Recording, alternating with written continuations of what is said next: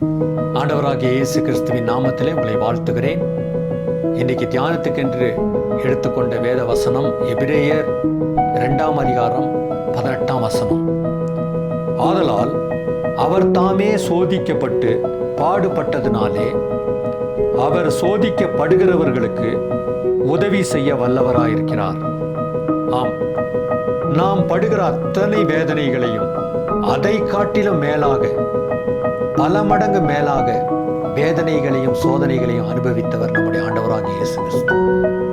ஆகவே நாம் சோதிக்கப்படும் போது அதை அவர் புரிந்து கொண்டு நம்முடைய வலி, நம்முடைய வேதனை, நம்முடைய நிந்தைகள், நாம் அனுபவிக்கிற துயரங்கள் எல்லாவற்றின் ஊடாக நாம் கடந்து செல்லும் போது அவர் நமக்கு உதவி செய்ய வல்லமை பெருத்தவராக இருக்கிறார். அந்த சூழ்நிலையில் நம்முடைய கரங்களை பிடித்து அவர் நடத்தி கொண்டு போகிறார். அப்படிப்பட்ட போராட்ட காலங்களிலே அவர் நம்மை வந்து நம்முடைய கண்ணீரை துடைத்து நம்மை ஆறுதல் படுத்துகிற தேவனாக இருக்கிறார். அந்த தேவ சமூகத்தில் நம்மை ஒப்புக் கொடுக்கலாம். அவர் தாமே உங்களை ஆசீர்வதித்து அவருடைய சமாதானத்துக்குள்ளாய்